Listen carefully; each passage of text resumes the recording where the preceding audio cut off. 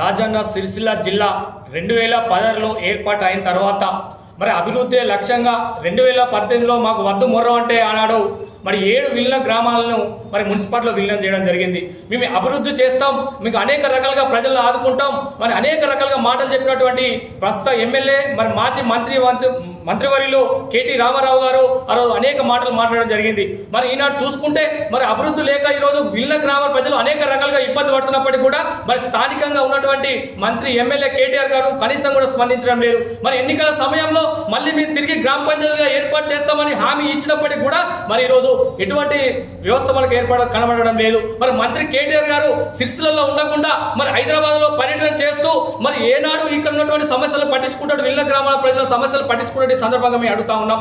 అదే విధంగా ఇక్కడ ఎవరైతే కేకే మహేందర్ రెడ్డి గారు ఎమ్మెల్యేగా పోటీగా చేసిన కాంగ్రెస్ పార్టీ తరఫున మరి వారు కూడా స్పష్టంగా బాండ్ పేపర్ మీద రాసివ్వడం జరిగింది. మేము వెంటనే రాష్ట్రంలో అధికారంలోకి వచ్చిన తర్వాత గ్రామ పంచాయతీగా ఏర్పాటు చేస్తామని చెప్పి మరి సభాపూర్వకంగా మీడియా పూర్వకంగా వారు తెలియజేయడం జరిగింది 7 విలీన గ్రామాలకు.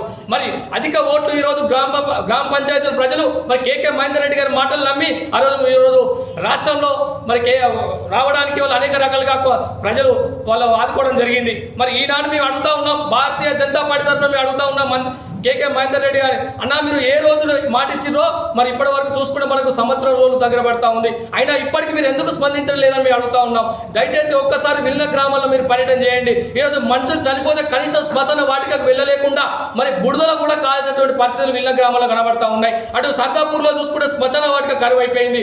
రగుడులో కనీసం మన ఒక వ్యక్తి చనిపోతే కనీసం అక్కడికి పోలేని పరిస్థితి, విద్యుత్ దీపాలు లేక చీకట్లోనే దాన సంస్కారం చేయాల్సిన అవసరం ఉంది.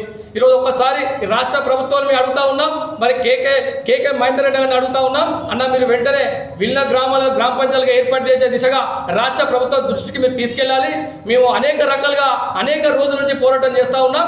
విలీన గ్రామాల్లో మరి ఎటువంటి వసతులు లేవు, అభివృద్ధి నోచుకోవడం లేదు, వెంటనే గ్రామ పంచాయతీగా ఏర్పాటు చేయాలని చెప్పి స్థానికంగా ఉన్నటువంటి కాంగ్రెస్ నాయకులను అడుగుతా ఉన్నాం. అదేవిధంగా ఆనాటి రోజులలో మరి అధికార పార్టీలో ఉన్నటువంటి టీఆర్ఎస్ పార్టీలో ఉన్నప్పుడు మరి ఎవరైతే కాంగ్రెస్ పార్టీలో ఉండి విలీన గ్రామాల సమస్యల పైన కొట్లాడిరో వారందరూ కూడా మీరందరూ కూడా ఏకం కావాల్సిన అవసరం ఉంది. ఇక్కడ ఇప్పుడు ఉన్నటువంటి రేవంత్ రెడ్డి గారిని మీరు ఎట్టి పరిస్థితుల్లో ఒప్పించి గ్రామ పంచాయతీగా ఏర్పాటు చేసే దిశగా మీరు ముందుకు వెళ్ళాలని చెప్పి మీ సందర్భంగా మేము కోరుతా ఉన్నాం. లేని ఎడల తొందరలోనే ఆమర నిరాహార దీక్షలు చేయడానికి భారతీయ జనతా పార్టీ సన్నాహాలు చేస్తూ ఉంది. దయచేసి మరొకసారి రాష్ట్ర ప్రభుత్వం విజ్ఞప్తి చేస్తున్నాం, విలీన గ్రామాల్లో ఏవైతే సమస్యలు ఉన్నాయో వాటిని వెంటనే పరిష్కరించి మరి వెంటనే గ్రామ పంచాయతీగా ఏర్పాటు చేయాలని చెప్పి భారతీయ జనతా పార్టీ తరఫున డిమాండ్ చేస్తా ఉన్నాం. భారత్ మాతాకి జై.